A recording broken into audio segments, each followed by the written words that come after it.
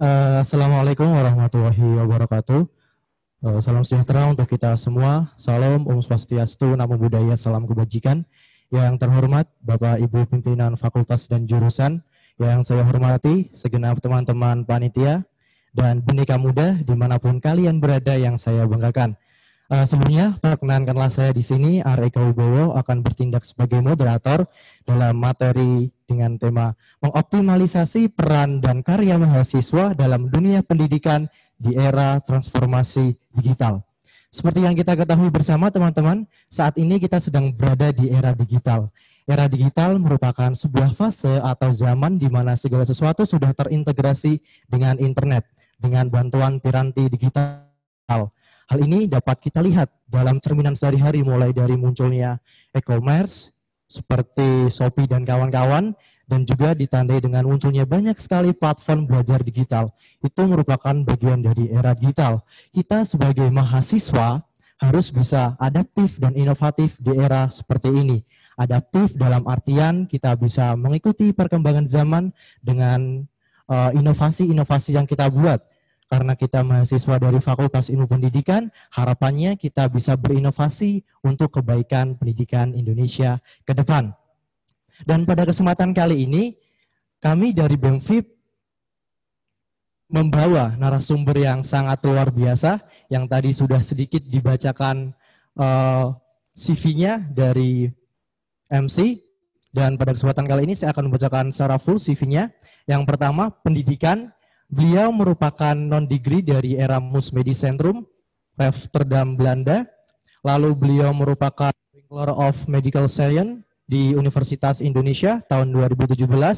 Dan beliau melanjutkan studi master atau S2-nya di Harvard T.H. Chan School of Public Health di Massachusetts, US.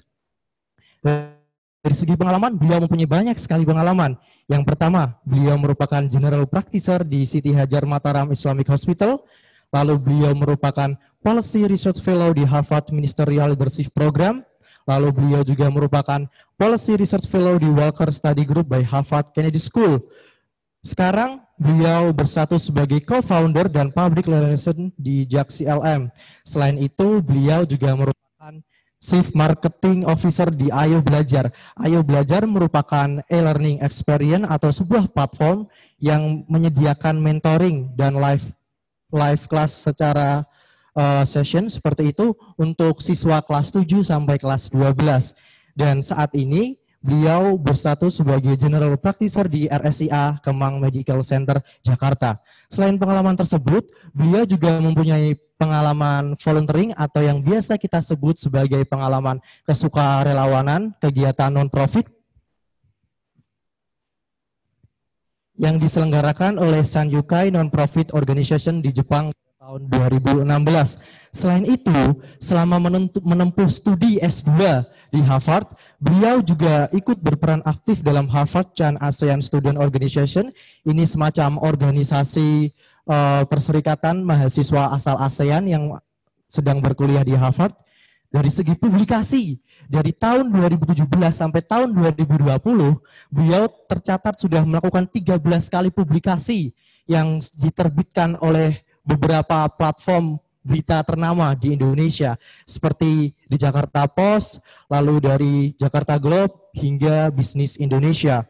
Lalu dari segi penghargaan, beliau merupakan penerima anugerah Grand Prize Winner dari MIT Innovation in Global Health System Hackathon, dengan idenya yaitu WeCare. WeCare merupakan AI atau Artificial Intelligence atau yang biasa kita sebut sebagai kecerdasan buatan.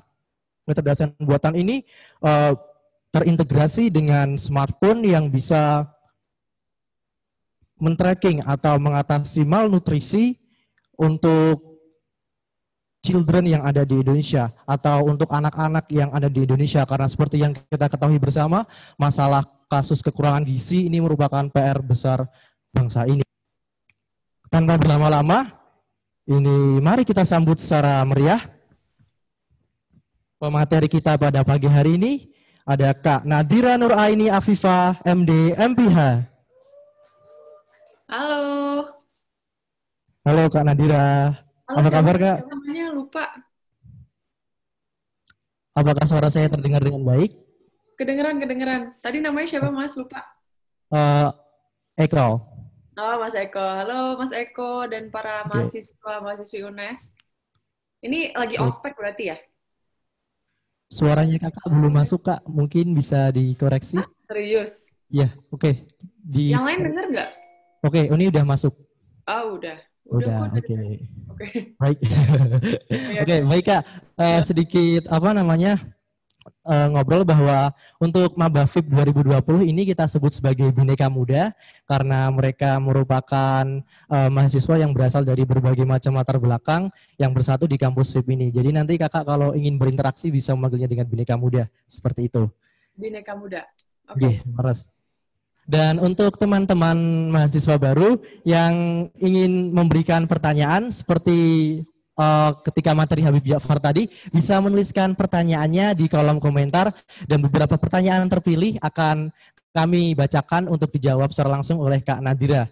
Baik Kak Nadira, karena ini sudah menunjukkan waktu pukul 9, tanpa berlama-lama, kepada Kak Nadira saya persilakan untuk menyampaikan materi. Monggo Kak. Oke. Halo teman-teman Bhinneka Muda. Jadi seperti yang tadi udah dijelaskan, nama saya Nadira. Sebelumnya terima kasih kepada UNES yang udah mengundang saya untuk pagi hari ini sharing-sharing tentang pendidikan dan juga khususnya untuk milenial. Untuk lebih jelas saya share screen ya untuk materi saya. Oh, masih disabled attendee screen sharing nih. Bisa tolong aku dijadiin host?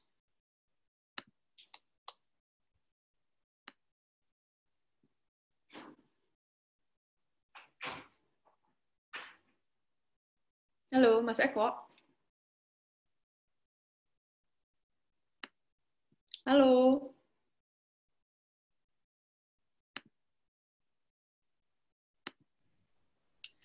Tolong dijadiin co-host dong, aku biar bisa screen sharing. Oke. Oke, udah kayaknya nih ya. Ya, ini. Kelihatan ya?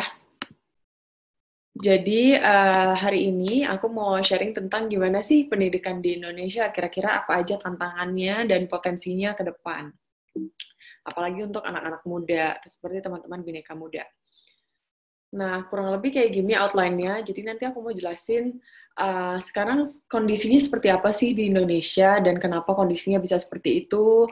Lalu dengan adanya Pak Nadiem Makarim sebagai Menteri Pendidikan yang baru, apa aja reformasi yang sudah beliau buat.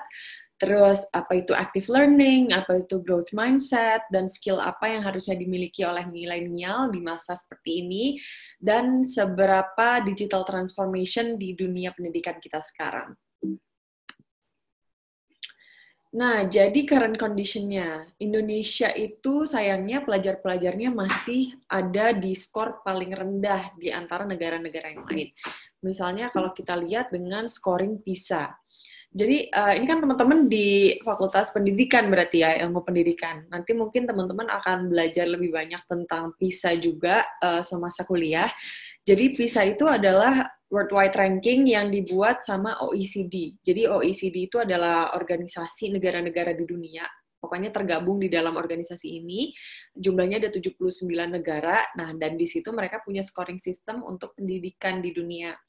Nah, Indonesia itu kalau berdasarkan PISA berada di skor yang paling rendah dari 79 negara. Jadi kalau dari PISA ini kita bagi biasanya ada 3 nih yang dinilai. Ada dari literasi, ada dari numerasi, dan ada dari sains. Kalau di sains kita ada di peringkat 71 dari 79 negara. Sementara di matematika atau numerasi kita ada di peringkat 73. Dan kalau di literasi atau reading kita ada di peringkat 74. Dan ini dari 79 negara loh, jadi kita ada di 10% terbawah dibanding negara-negara tersebut. Gitu. Nah, kalau teman-teman lihat di sini, scoring itu mudah-mudahan nanti teman-teman terbiasa untuk nggak selalu cuma lihat dari textbook ya, jadi banyak belajar dari jurnal juga, dan juga dari macam-macam lah yang bisa dilihat, misalnya dari PBB atau scoring dari OECD dan lain-lain. Di sini kita lihat kalau yang scoringnya bagus itu kalau yang warnanya hijau. Nah, yang hijau tuh negara-negara yang gede, yang maju kayak China, atau di utaranya Amerika, di Kanada, dan lain-lain. Nah, kalau yang orange ini yang average, yang rata-rata. seperti Australia, terus ada Russia, ada United States yang ternyata masih di tengah-tengah, dan kalau yang merah itu yang nilainya buruk atau yang perlu banyak lagi perkembangan, perlu banyak lagi kemajuan di dunia pendidikannya. Contohnya ada Amerika Latin, ini negara-negara yang masih terbelakang pastinya, kayak Chile, Peru, Brazil, dan tentunya juga negara kita atau Indonesia. Maka dari itu, kita tuh masih banyak banget yang harus di-improve dari segi dunia pendidikan, terutama untuk anak-anak yang masih di bawah 15 tahun. Artinya masih di SD, SMP, dan PAUD juga itu. Karena mereka yang karakternya dan secara intelijensi juga masih bisa dibentuk. Nah, kenapa sih bisa kayak gitu? Kenapa Indonesia masih di level bawah kalau dari segi pendidikan? Ada banyak, dan yang pertama itu low investment on character building. Artinya apa? Sekolah-sekolah kita, universitas kita itu kurang menekankan pada segi pelajaran mengenai karakter, mengenai attitude, behavior-nya seperti apa. Misalnya di tingkat SMA itu masih sering banget ada perundungan atau bullying. Dan itu adalah praktis yang common banget, yang biasa banget. Misalnya kalau di MOS terus dimarah-marahin sama kakak kelasnya, atau kalau misalnya terus disuruh bawa barang-barang yang sebenarnya nggak perlu atau yang nggak masuk akal. Nah, hal-hal seperti itu yang sebenarnya nggak perlu lagi untuk diterapkan terus-menerus di dunia pendidikan. Dan apalagi kalau sampai mengarah ke jadi kekerasan atau bullying secara verbal yang nantinya justru bikin stres dari para pelajarnya. Seperti contohnya juga kalau ke BP, guru BP itu biasanya adalah anak-anak yang bermasalah gitu. BP itu identik dengan anak-anak yang bermasalah. Jadinya kalau misalnya anak yang baik-baik aja atau misalnya cuma pengen sharing-sharing aja sama guru BP atau sama psikolog yang ada di sekolah, jadinya itu bukan hal yang biasa gitu. Sehingga pembangunan karakter di sekolah itu menjadi kurang. Padahal itu fungsi BP seharusnya. Terus yang kedua adalah minimum support on original thinking. Jadi ngerasa nggak sih teman-teman tuh kalau dari SD sampai SMA itu ujian paling banyak adalah pilihan ganda. Dan itu juga yang biasanya kita seneng sih justru karena lebih gampang, bisa nebak-nebak, tebak kancing, dan lain-lain. Padahal sebenarnya kalau dibandingkan dengan negara lain, praktis secara soal pilihan ganda di ujian itu udah jauh lama ditinggalkan gitu. Mungkin biasanya adalah mix tipenya. Jadi kalau ujian, itu ada pilihan gandanya misalnya 15 soal, terus 10 soalnya lagi esai, terus misalnya 5 soalnya lagi itu yang isian singkat.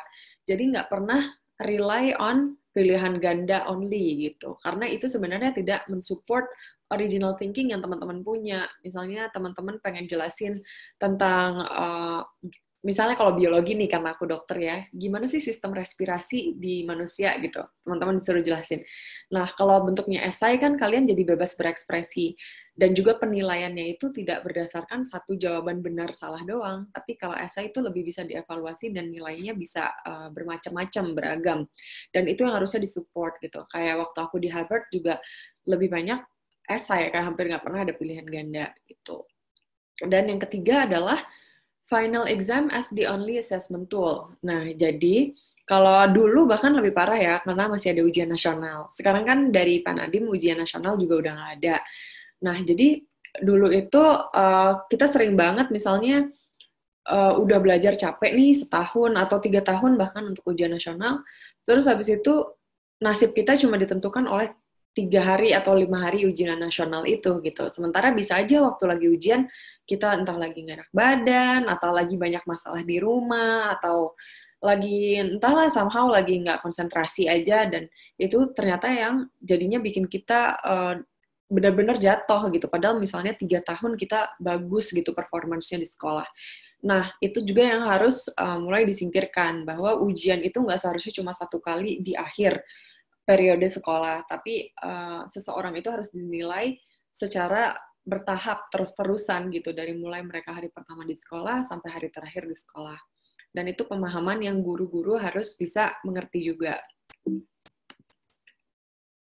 Nah, ini kan Menteri Pendidikan kita yang baru, Pak Nadiem. Nah, jadi sebenarnya Pak Nadiem ini lumayan jadi, apa ya, kalau bahasanya tuh outlier. Jadi orang-orang yang beda banget sama sejarah-sejarah sebelumnya. Biasanya kan Menteri Pendidikan selalu dari orang konvensional, artinya mungkin dari rektor, dari dekan, atau mereka udah lama di Kemendikbud sebelumnya.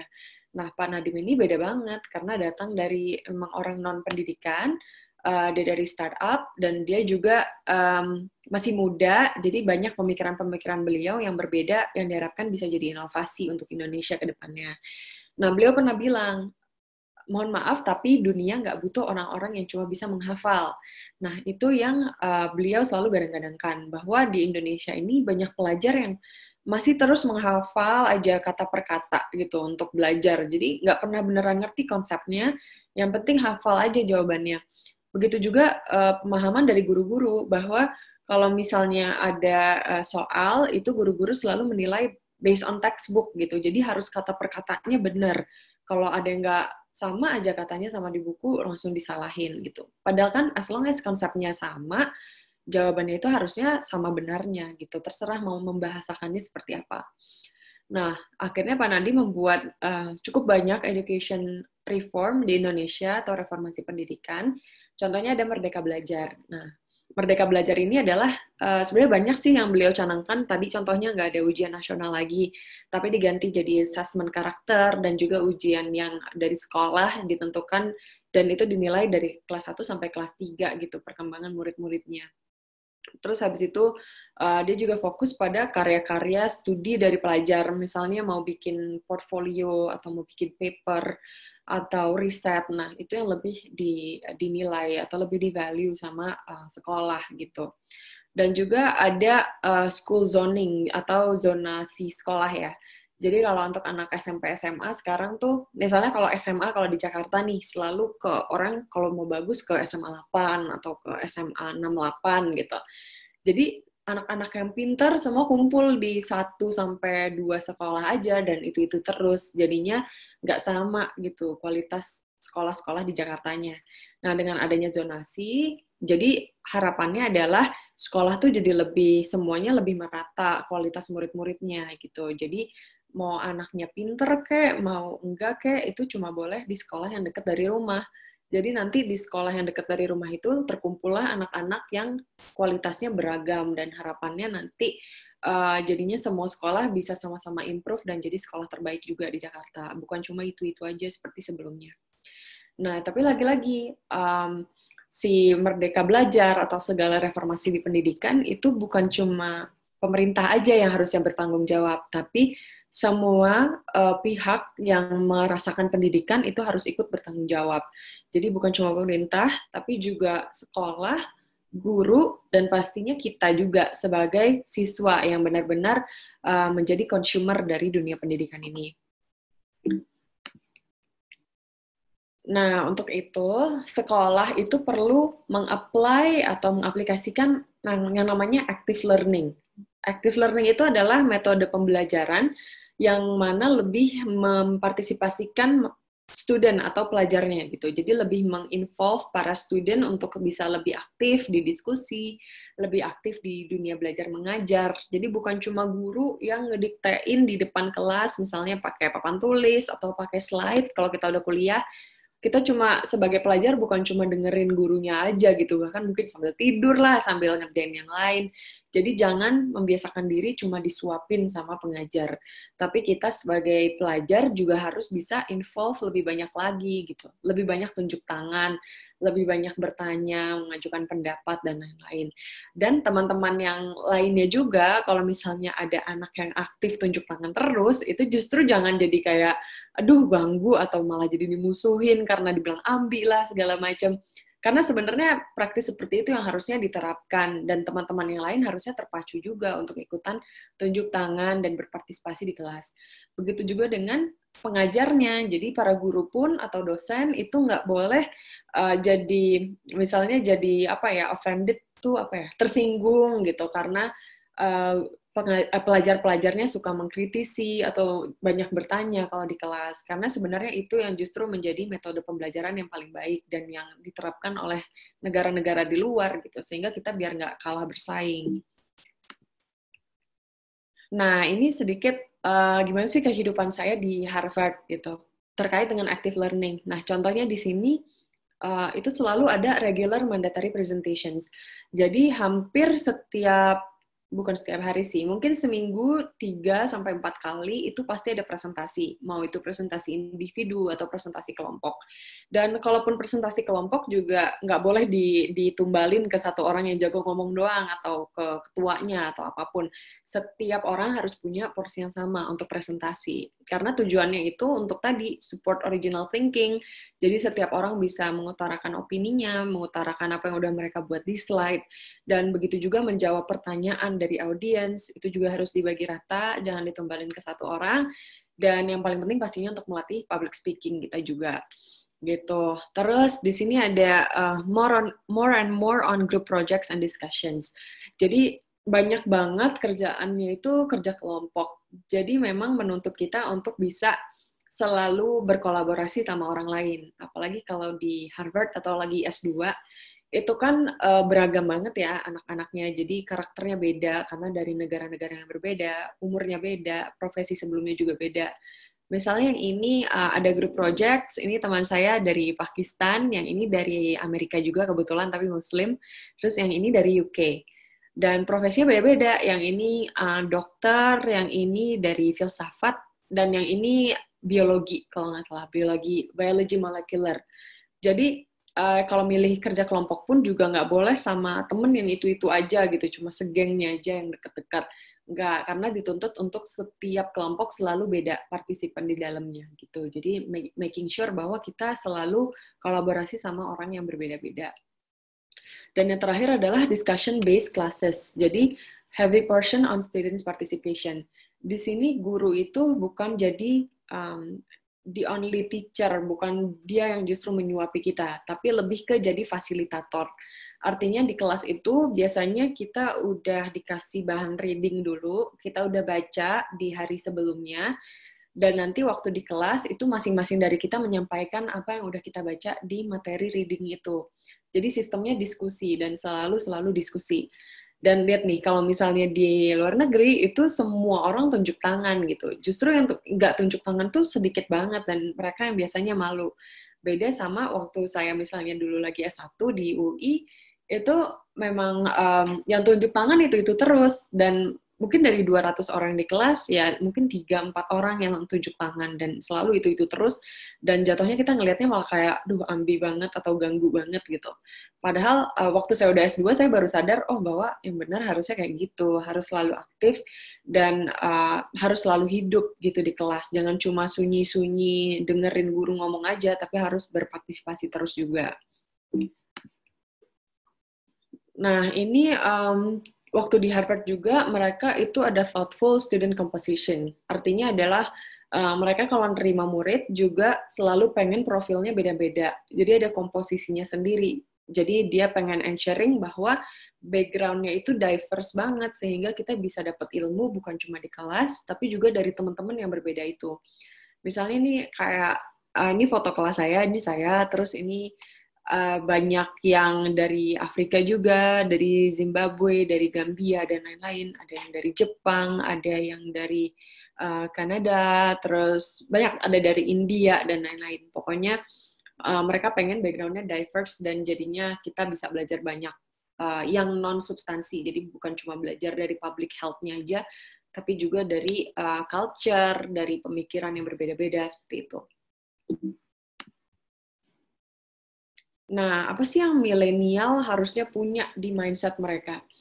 Mindset kebanyakan milenial di Indonesia masih fixed mindset. Fixed mindset itu artinya masih berpikir sangat hitam putih, jadi A sama B gitu. Misalnya kalau aku nggak bisa masuk kedokteran, ya udahlah berarti emang nggak mampu masuk kedokteran. Atau misalnya gampang banget menyerah. Terus kalau misalnya ngerjain tugas, kalau aku ini ngerasa tugas yang ini susah, berarti kayaknya tugas-tugas ke depannya juga lebih susah gitu. Aku pasti nggak mampu kayak gitu. Jadi lebih ke kayak apa ya, mungkin agak pesimistik dan juga kurang bisa cari opsi untuk hal-hal yang kira-kira kita nggak bisa gitu. Harusnya kan kalau misalnya aku nggak bisa ini, berarti plan-nya akan ini. Kalau aku nggak bisa tugas yang ini, berarti aku harus belajar ini, supaya tugasnya bisa dikerjain. Jadi mindset yang seperti itu yang harus diubah, yang fixed mindset tadi, yang mudah menyerah dan pesimistik. Kita harus punya growth mindset. Nah, growth mindset itu adalah orang-orang yang lebih kritis, yang lebih sering men-challenge dirinya sendiri. Misalnya, saya pengen nyoba hal-hal baru. Kalau saya jadi dokter, saya juga harusnya bisa untuk belajar hal-hal lain di dunia selain kedokteran gitu. Saya harus bisa public speaking, harus bisa desain, dan lain-lain. Terus misalnya kalau gagal, berarti saya harus coba lagi. Nah, itu growth mindset. Jadi orang yang selalu mau berkembang, selalu men-challenge dirinya sendiri. Itu yang mindset milenial harusnya punya, termasuk teman-teman Bhinneka Muda. Nah, ini skill yang harusnya dimiliki milenial. Ada namanya 4Cs. 4Cs itu, jadi yang pertama adalah C, communication. Jadi kemampuan untuk bisa mengutarakan pendapat di halayak ramai. Jadi teman-teman harus terbiasa untuk nggak malu tuh ngomongin pendapat kalian di orang-orang banyak. Nggak usah takut salah, nggak usah takut nanti diremehkan sama orang atau pertanyaannya terlalu sepele dan lain-lain.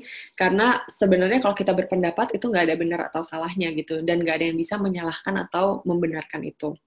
Yang kedua adalah collaboration tadi. Jadi harus bisa berkolaborasi dengan orang-orang dengan yang profil berbeda-beda. Jadi nanti kalau teman-teman udah mulai kuliah nih di UNES, di kelas masing-masing, kalau ada disuruh kerja kelompok, jangan pilih orangnya yang itu-itu terus gitu. Teman-teman harus bisa juga coba berinteraksi dengan orang lain yang mungkin bukan di gengnya kalian gitu. Terus yang ketiga, critical thinking tadi. Kalau misalnya guru menjelaskan, terus kalian merasa ada sesuatu yang mengganjal, atau kalian belum paham, atau kayaknya gurunya agak keliru deh. Nah, itu kalian harus berani untuk bisa mengkritisi tersebut, misalnya dengan bertanya, atau menyampaikan pendapat kalian, atau hal-hal yang udah kalian pelajari sebelumnya. Gitu. Tapi pastinya kritik yang membangun ya, jadi jangan dengan penyampaian yang menyebalkan juga. Dan yang terakhir, creativity. Nah, teman-teman harus bisa berani untuk mencoba hal-hal baru. Misalnya, misalnya kalian kuliah nih di UNES, terus kan nilainya bagus-bagus aja nih, misalnya ikutin kuliah dan lain-lain. Nah, kalian harus bisa berani juga nih cari hal-hal baru yang belum kalian coba. Misalnya mulai ikut organisasi, ikut BEM-nya kah, atau ikut organisasi yang lain, atau misalnya coba kirim paper ke konferensi di luar negeri, atau coba magang di luar negeri, lomba-lomba di luar kota dan lain-lain. Jadi harus berani untuk mencoba hal-hal baru. Nah, ini digital transformation on education. Jadi dengan adanya pandemi sekarang sebenarnya jadi menuntut orang-orang terpaksa untuk bisa melek teknologi gitu. Yang tadinya sebelumnya nggak terlalu wajib untuk bisa operating komputer, atau kalau untuk bisa pakai Zoom kayak gini, sekarang karena ada pandemi, jadinya mau nggak mau harus bisa nih berdigitalisasi. Apalagi adanya pembelajaran jarak jauh. Nah, itulah yang akhirnya membuat edtech atau educational technology startup itu semakin growing gitu recently, termasuk untuk membuat teman-teman bisa pakai learning management system misalnya untuk bisa pembelajaran jarak jauh, terus untuk bisa menyediakan konten-konten yang berkualitas. Nah, ini contoh beberapa edtech startup, ada Quipper, Ruang Guru, Zenius, ada Ayo Belajar nih sebenarnya yang saya buat. Nah, education startup di Indonesia itu bagus banget growth-nya, karena juga penetrasi smartphone di Indonesia tuh tinggi banget. Tuh. Nih, dari tahun ke tahun kita bisa lihat dari 24% orang pakai smartphone, jadi 26%, jadi 28%, dan diproyeksikan di 2023 itu udah lebih dari 30% orang pakai smartphone, dan itu udah bisa meng-enable untuk melakukan sekolah yang nggak selalu harus tatap muka di sekolah gitu, jadi bisa juga online. Dan untuk education startup ini pastinya dia sifatnya bukan menggantikan peran sekolah ya, atau menggantikan peran guru, tapi lebih ke complementing, artinya cuma melengkapi apa yang sudah diajarkan di sekolah. Jadi kalau ada yang teman-teman belum ngerti, bisa cari lagi di startup, atau cari di YouTube, atau di konten-konten tambahan lainnya. Tapi bukan untuk menggantikan peran guru pastinya. Nah, ini yang tadi saya jadi promosi dikit, tapi sebenarnya ini buat anak SMP dan SMA sih. Mungkin ada yang punya adik yang masih SMP, SMA, bisa coba di-follow ayo.belajar. Sekarang followernya enggak sih, udah enggak segini. Udah lumayan banyak dan baru aja launching. Gitu. Nah, jadi apa sih yang dibutuhkan untuk effective learning?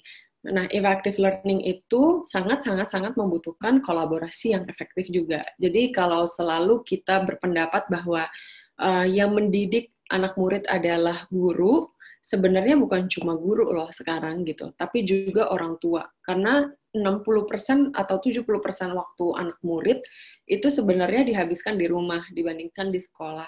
Kalau di sekolah mereka bisa diajarkan guru, kalau di rumah berarti harusnya orang tua yang juga mengajarkan mereka gitu. Jadi sebenarnya untuk bisa mendapatkan pembelajaran yang efektif tidak hanya mengandalkan guru dan sekolah, tapi juga orang tua. Seperti apa lingkungan yang ada di rumah, apakah suportif atau enggak.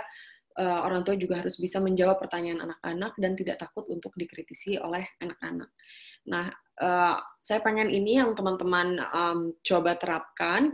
Jadi teman-teman tadi kalau bisa diambil kesimpulannya harus bisa selalu punya growth mindset, harus bisa komunikasi, critical thinking, punya creativity dan berkolaborasi sama orang lain, dan juga yang terpenting adalah harus bisa untuk selalu mau belajar dan pastinya mau men-sharing apa yang teman-teman pelajari ke orang lainnya yang mungkin belum mengerti.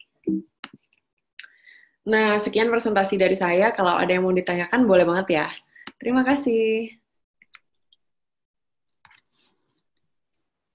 Saya kembalikan ke moderator, Mas Eko.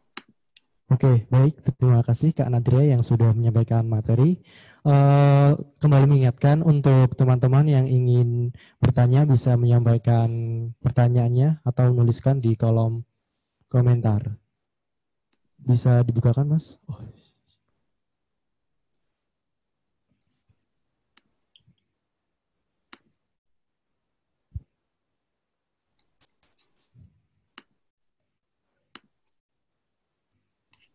Mohon maaf karena nggak kelihatan, saya harus maju ya.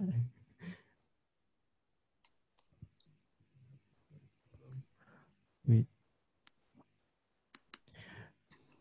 Baik, pertanyaan. Oke.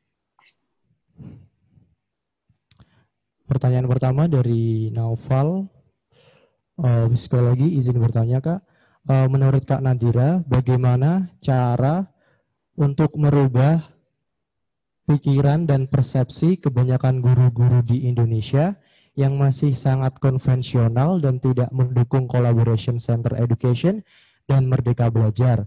Karena salah satu alasan siswa tidak berani mengungkapkan pendapat. Oke, mereka kebanyakan adalah karena takut. Oke, baik. Jadi pertanyaannya, bagaimana cara mengembangkan collaboration center education Kak di Indonesia? Karena menurut alasan penanya di Indonesia guru-gurunya masih belum siap dan juga muridnya sendiri takut untuk berpendapat ketika sedang diajar. Seperti itu Kak. Mungkin bisa langsung dijawab Kak. Iya, terima kasih Noval. Jadi benar banget ya kata Noval. Sebenarnya kalau untuk culture itu paling susah untuk dibuat, tapi nanti kalau culture-nya udah ada, itu bisa untuk terus-teruskan gitu ya, dilanjutkan. Memang permasalahan terbesarnya kadang-kadang adalah gurunya sendiri juga tidak siap untuk metode yang seperti itu gitu, untuk membiarkan anak-anak murid bertanya sesuka hati, untuk biarin anak-anak murid mengkritisi mereka dan lain-lain. Nah, tapi memang seiring dengan adanya Merdeka Belajar dari Pak Nadiem ini, udah banyak perubahan yang dibuat, guru-guru juga di-training untuk bisa lebih terbuka terhadap kritik dan saran. Jadi harapannya nanti guru-guru yang sebelumnya sangat konvensional bisa less konvensional atau malah lebih bagus lagi kalau mereka bisa berpikiran maju juga seperti apa yang diharapkan. Nah, kalau ada dari Noval misalnya pengen bertanya ke guru atau pengen mengkritisi guru, menurutku sih dimulai aja dulu culture-nya dari Noval sendiri gitu. Noval harus berani untuk bisa mengutarakan pendapat di depan kelas dengan sesopan mungkin, dan nantinya juga kalau memang ternyata diskusinya nggak terbentuk di kelas, tetap Noval doang yang tunjuk tangan dan lain-lain, itu nggak masalah gitu. Yang penting kamu bisa memposisikan diri untuk nggak menjatuhkan guru juga ya, dan juga nggak terlalu annoying lah di kelas gitu. Misalnya ngajarnya kelasnya cuma 2 jam, terus Noval nanya setengah jam gitu, ya kan nggak mungkin juga.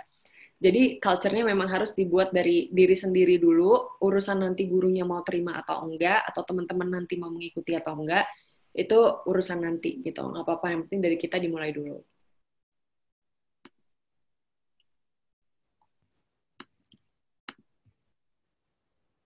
Oke, baik Kak, terima kasih atas jawabannya. Selanjutnya pertanyaan dari Eko mau nanya boleh nggak? ya boleh.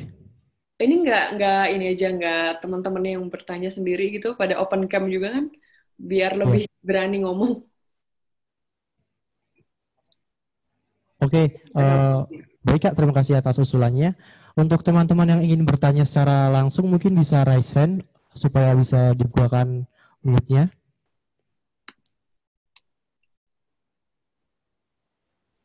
Raise hand, ada menu raise hand di Zoom-nya itu bisa diklik. Ayo biar berani ngomong teman-teman. Tapi ini banyak sih pertanyaannya ya di box-nya.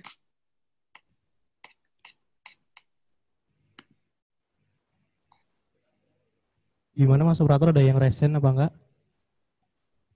Oke.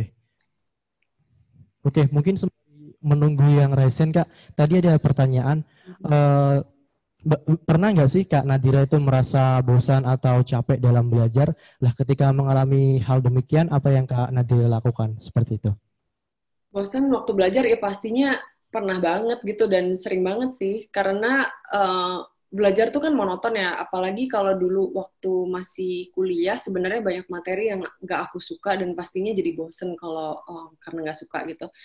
Kalau yang aku lakuin biasanya coba cari materi pembelajaran yang lain. Biasanya kalau dituntut untuk selalu baca dari slide yang dikasih guru, terus misalnya slide-nya boring, atau kayak misalnya harus selalu dari buku, itu aku coba cari yang lain, misalnya belajar dari YouTube atau dari ya paling sering dari YouTube sih. Jadi cari animasi-animasi di YouTube yang bisa lebih menjelaskan lebih baik dari yang di buku gitu. Dan kalau lagi bosen sebenarnya nggak ada salahnya untuk berhenti dulu belajar loh gitu.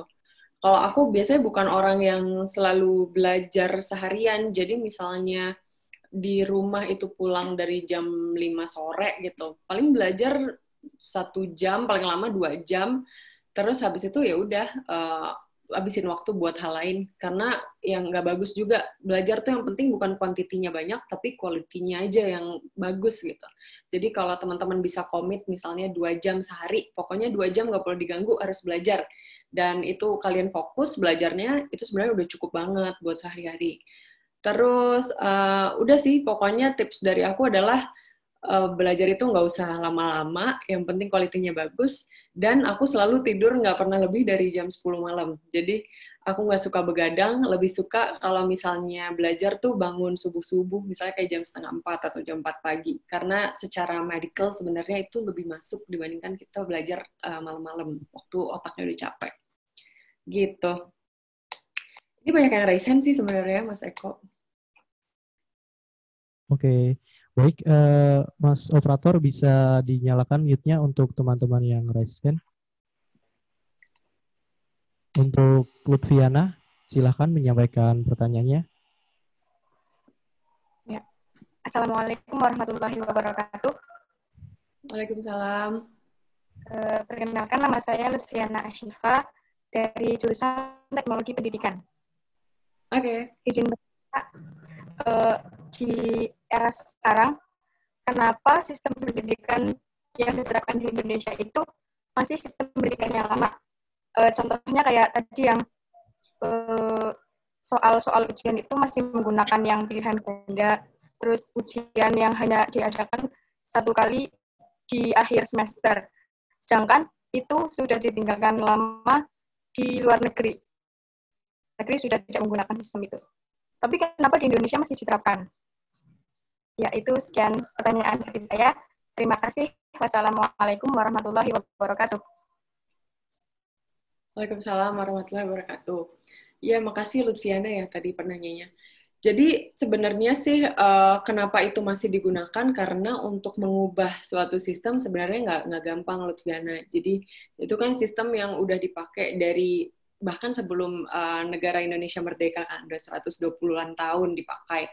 Dan untuk mengubah sistem itu ada namanya unlearning. Jadi Yang harus diubah itu bukan cuma dari kurikulumnya, bukan cuma dari metode sekolah, tapi harus juga dari pemahaman guru-guru. Guru-gurunya pun kan udah banyak yang udah tua juga, dan mereka udah terbiasa dengan sistem seperti itu. Jadi untuk bisa mengajak mereka berubah, itu juga satu hal yang lebih sulit lagi. Jadi banyak hal yang harus bisa diubah total, dan itu membutuhkan waktu. Sebenarnya kalau dari tadi yang udah aku jelaskan kan, dari Merdeka Belajar, itu hal-hal tersebut udah coba diubah pelan-pelan gitu. Dari yang sekarang juga untuk universitas itu sudah disarankan di 3 semester pertama itu bisa milih mata kuliah apapun, baik di misalnya kalian udah milih ilmu pendidikan nih. Nah, kalian tuh bisa juga loh belajar di misalnya di ekonomi, ngambil kelas di ekonomi atau ngambil kelas di sosiologi, ngambil kelas apa misalnya medical juga bisa gitu. Jadi 3 semester pertama itu kita bebas ngambil kelas di tempat lain atau di universitas lain juga bisa.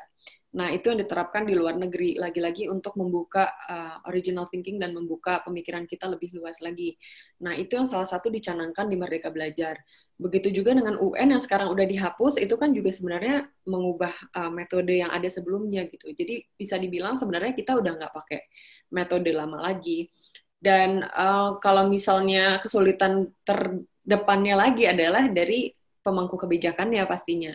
Kalau sekarang dari Pak Nadiem bisa berpikir seperti itu, mau mengubah metode lama jadi metode baru, mungkin nanti kalau Pak Nadiem udah diganti dan Menteri Pendidikannya ganti lagi, bukan tidak mungkin kita balik lagi ke metode belajar yang lama, gitu, lebih menekankan ke textbook, ke pilihan ganda, dan lain-lain. Jadi yang bisa aku bilang sih memang untuk mengubah suatu sistem itu pastinya butuh waktu. Dan Indonesia sekarang sebenarnya udah nggak seperti yang Lutfiana bilang tadi, menggunakan metode lama. Kita udah starting to metode yang baru yang Merdeka Belajar seperti tadi. Dan kalau dari Pak Nadiem sendiri, sebenarnya itu proyeksi waktunya untuk beneran bisa berubah total, baru sekitar 10 tahun atau 20 tahun lagi gitu. Jadi bukan hal yang mudah untuk mengubah suatu sistem seluruhnya, seperti itu. Oke, baik. Terima kasih, Kak. Selanjutnya, dari mana ini, Mas Operator? Ya, kepada Saudara Faiz, dipersilakan untuk menyampaikan pertanyaannya kepada Kak Nadira. Assalamualaikum warahmatullahi wabarakatuh. Saya Faiz Nur Farida dari FIP PGSD Manggalenceng. Saya mau bertanya, Kak, bagaimana Kakak bisa kuliah di luar negeri, apa saja strateginya? Tuh, terima kasih. Oke, terima kasih. Ya udah. Ini bukannya masih kayak baru masuk kuliah gitu ya di UNES-nya? Iya, benar, Kak. Oke, udah itu dia mikirnya udah jauh ya si Faiz. Udah excited untuk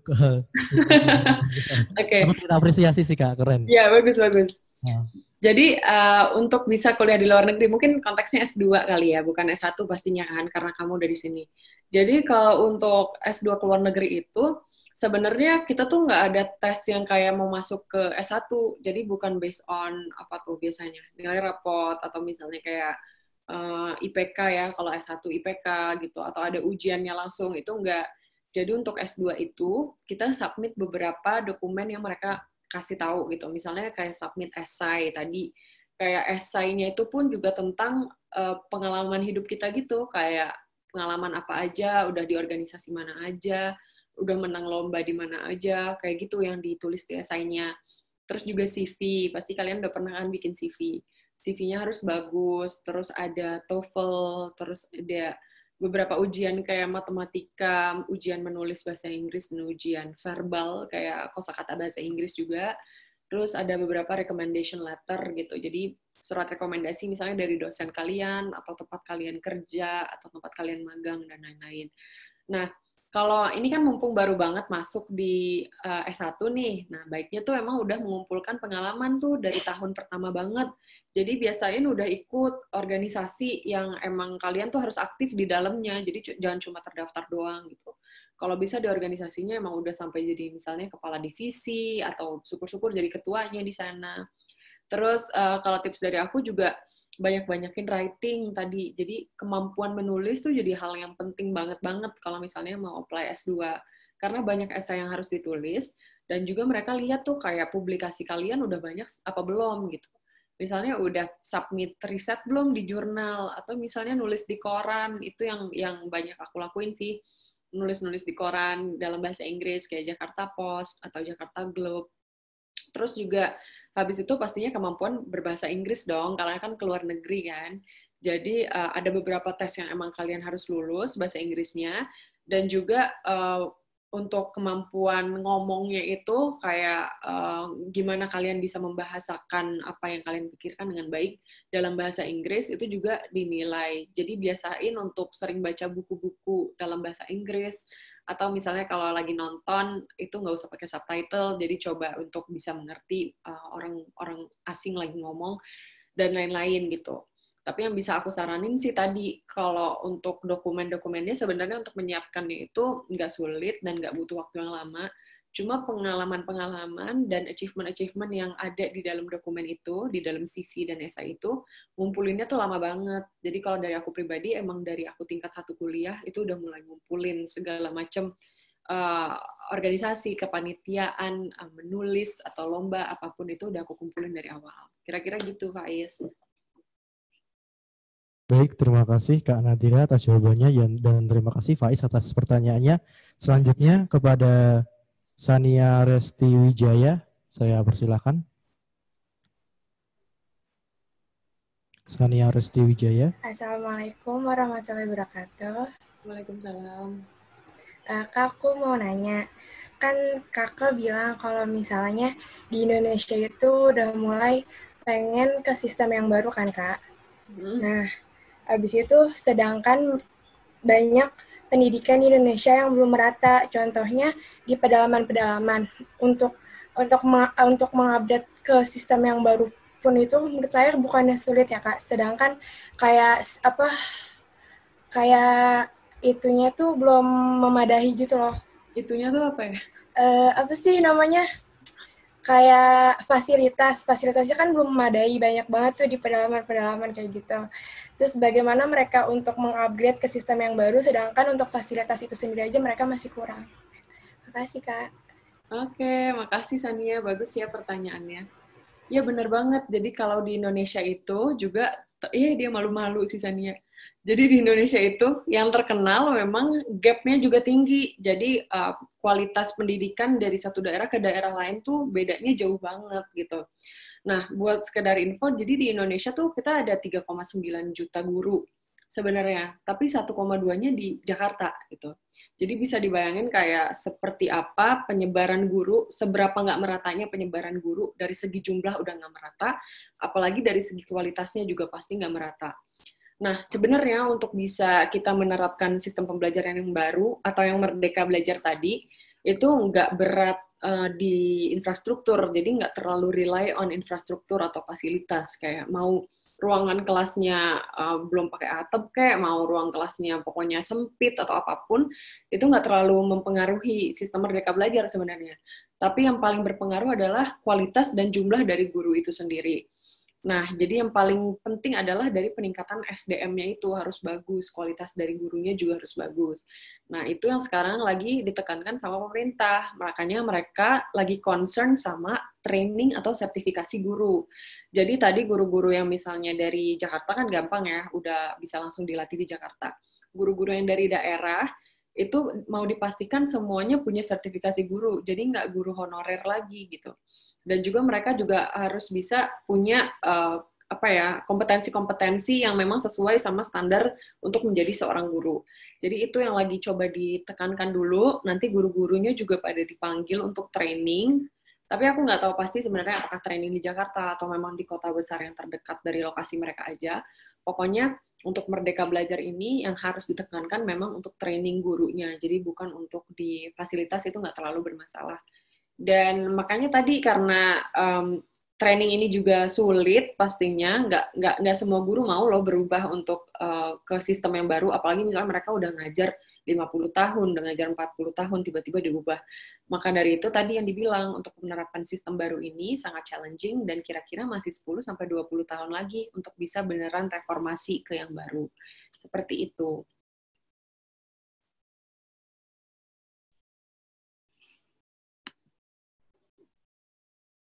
Mas Eko nggak ada suaranya, Mas.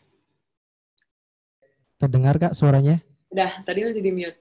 Oh, oke. Nah, selanjutnya ini pertanyaan terakhir kepada Saudara Nata Zulkarnain dari Psikologi. Saya persilahkan. Nata.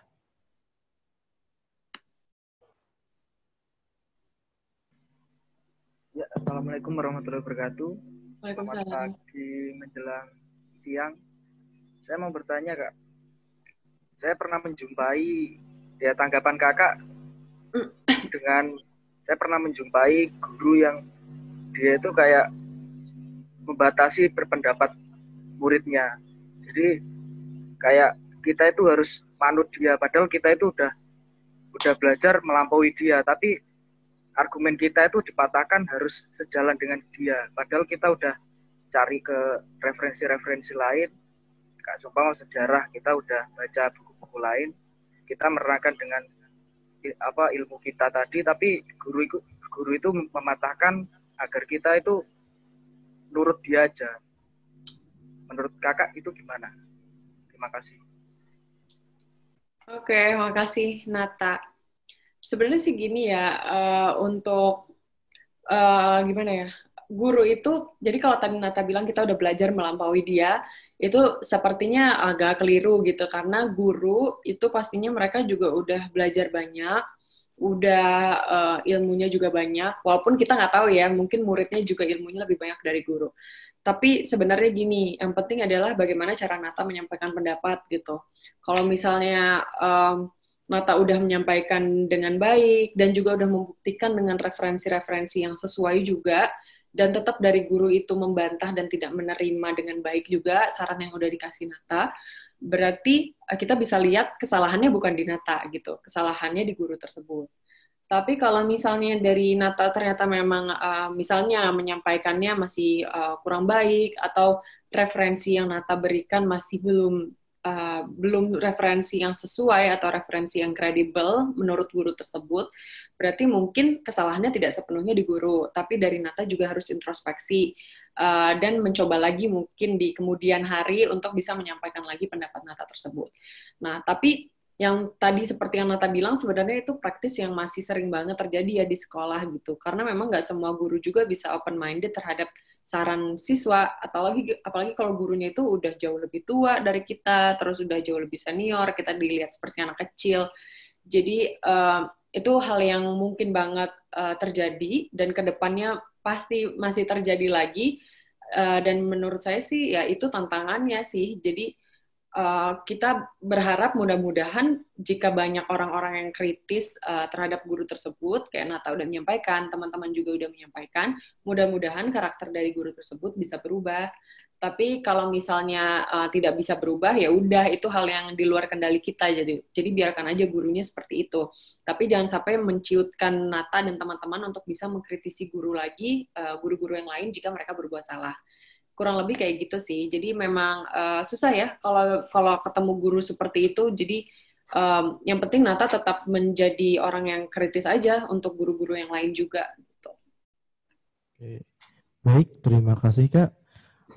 Ini saya bacakan pertanyaan terakhir yang dari kolom chat, karena pertanyaan ini menurut saya sangat menarik. Terkait dengan growth mindset Kak. Jadi kan tadi Kakak jelaskan ada yang namanya fixed mindset dan juga growth mindset. Pertanyaannya Kak, bagaimana cara kita mengembangkan growth mindset dalam kehidupan sehari-hari? Karena seringkali kita sendiri tuh nggak paham Kak, ini aku termasuk yang growth mindset atau yang fixed mindset ya? Itu bagaimana Kak? Terima kasih. Makasih, ini kayaknya pertanyaan dari Mas Eko. Enggak ya? Apa ya?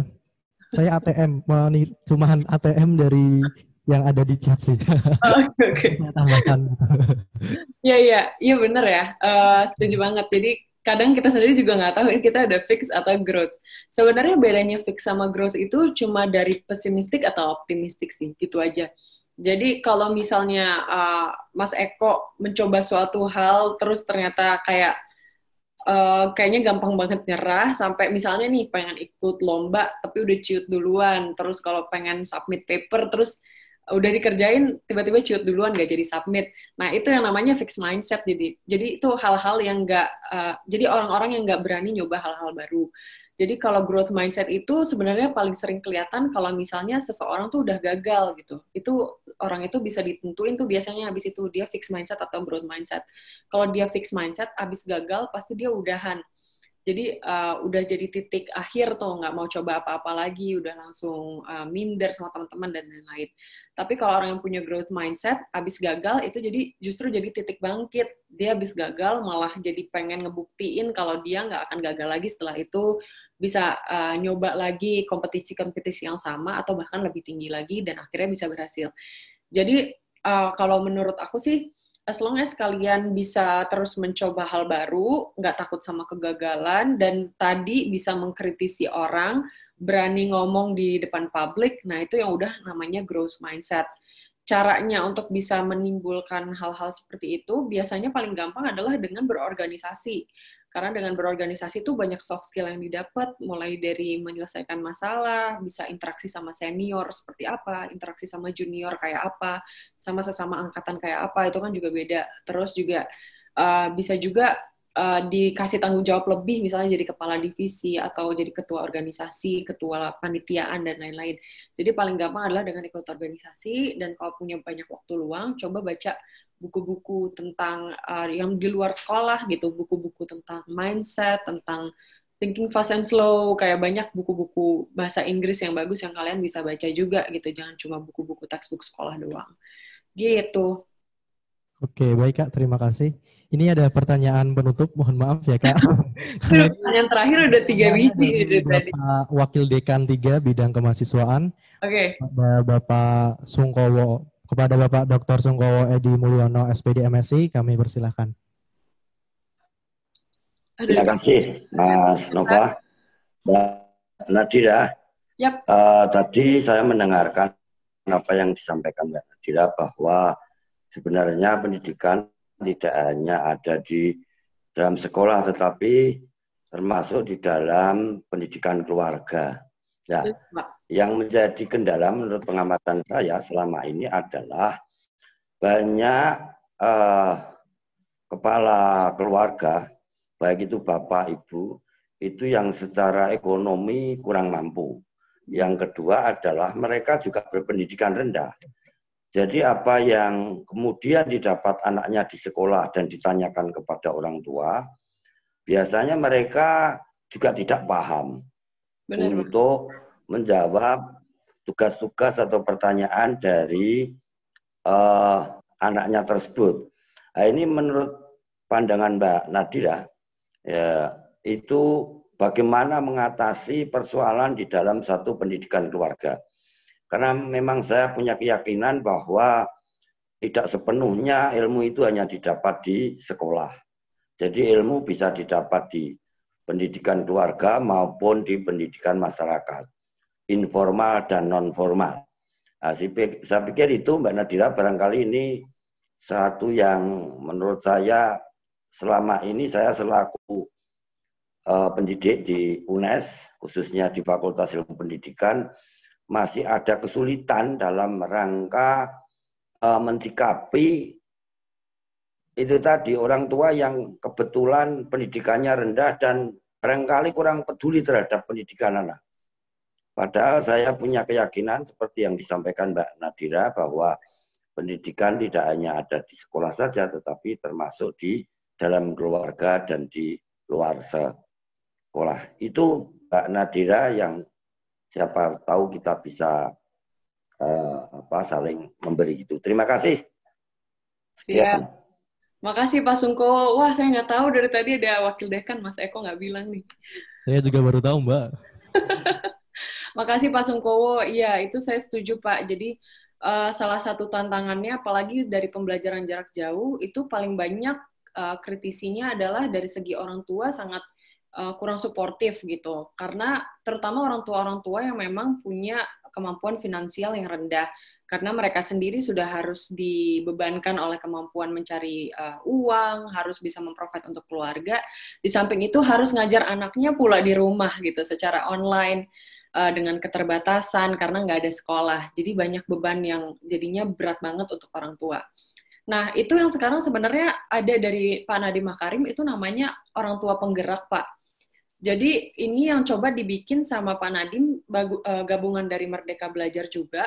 Pak Nadiem bikin sebuah modul untuk panduan orang tua. Jadi paling enggak seperti apa sih anak-anak di rumah harusnya lingkungannya seperti apa yang diterapkan orang tua di rumah.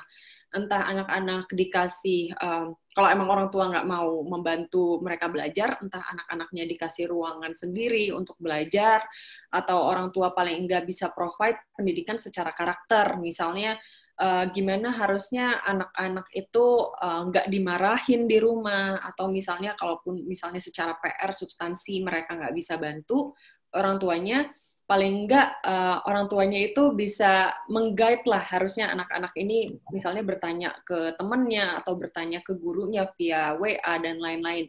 Jadi itu yang coba sekarang modulnya lagi dibuat Pak, guide untuk orang tua yang mengajarkan anak-anak di rumah. Tapi lagi-lagi tantangannya kalau untuk orang tua yang kurang mampu, sebenarnya apalagi untuk pendidikan rendah, kita dari segi pengajar itu nggak bisa terlalu membebankan mereka untuk bisa mengajarkan sama seperti guru di sekolah pastinya Pak, karena mereka juga nggak paham secara kompetensinya. Jadi tadi yang bisa ditekankan adalah dari pendidikan secara karakternya aja dari orang tua gitu. Paling enggak tidak memberikan lingkungan yang tidak suportif untuk anak-anak belajar di rumah gitu. Cuma membuat lingkungan nyaman aja, udah sebatas itu. Kira-kira gitu sih Pak, karena justru bahkan dari pembelajaran jarak jauh ini malah KDRT yang tinggi gitu, dan tingkat kekerasan pada anak yang juga tinggi dari orang tua. Nah, jika lingkungan yang non-suportif itu bisa di-eliminate, paling enggak itu udah membuat pembelajaran jarak jauh dari rumah itu lebih bisa masuk untuk anak-anak gitu Pak. Oke, makasih Mbak, saya sudah mendapatkan sedikit jawaban, yaitu minimal memberikan satu support terhadap karakter anak itu. Makasih Mbak. Makasih Pak. Pertanyaannya, Kak Nadira, karena ini di sesi terakhir, bisa memberikan closing statement untuk teman-teman semua. Oke, terima kasih ya FIP UNES sudah mengundang saya hari ini. Pesan saya senang banget nih sekarang anak-anak Indonesia itu lebih lebih terbangun motivasinya untuk bisa pendidikan setinggi mungkin, untuk bisa belajar lebih banyak. Nah, harapannya semoga teman-teman bisa terus menjaga semangatnya, karena ini kan hari-hari pertama, tahun-tahun pertama kalian di sekolah, di kampus, masih ada mungkin 4 tahun lagi ke depannya, jadi harus dijaga terus semangatnya. Teman-teman harus bisa selalu produktif, cari-cari ilmu-ilmu baru, wawasan baru, dan harus bisa adaptif sama lingkungan yang sekarang, bahwa kondisinya sekarang sangat-sangat tidak pasti dan selalu berubah, lagi pandemi gini. Yang bisa survive adalah teman-teman yang bisa beradaptasi. Kalau teman-teman di sini sekarang merasa kayaknya nggak bisa ngapa-ngapain di rumah, tapi pasti ada loh teman yang lain yang ternyata dia aktif banget di rumah, bisa tetap cari-cari lomba dan lain-lain. Dan itu yang harus teman-teman bisa terapkan di diri masing-masing. Dan terakhir harus bisa kompetitif, jadi bukan buat ngalahin orang, tapi untuk bisa selalu jadi versi terbaik dari diri sendiri. Kira-kira kayak gitu, Mas Eko. Baik, terima kasih Kak Nadira. Untuk teman-teman Bhinneka Muda dimanapun kalian berada, sedikit saya simpulkan bahwa kita selaku calon pendidik di masa yang akan datang, jika kita tidak menjadi guru, maka setidaknya kita akan menjadi pendidik untuk anak-anak kita nanti. Maka marilah kita mengembangkan diri sebaik mungkin, tumbuhkan growth mindset untuk kehidupan kita. Mari kembangkan diri kita dengan 4C, menjadilah seorang yang bisa beradaptasi dan juga bisa kreatif dalam menghadapi segala hal, dan mulailah perjalanan kalian di Fakultas Ilmu Pendidikan ini sebaik mungkin. Manfaatkanlah kesempatan kalian, karena kesempatan ini tidak datang 2 kali. Kesempatan yang kalian sepelekan ini bisa jadi menjadi kesempatan yang diinginkan oleh banyak orang. Maka manfaatkanlah waktu kalian. Tidak ada yang tidak mudah, tapi tidak ada yang tidak mungkin. Itulah kata Napoleon Bonaparte, seorang revolusioner Perancis di abad pertengahan. Maka kejarlah semua mimpi kalian sebaik mungkin. Ketika kalian gagal, bangkit kembali, jatuh, coba lagi. Sekian dari saya, billahi taufiq wal hidayah. Wassalamualaikum warahmatullahi wabarakatuh. Saya kembalikan ke MC.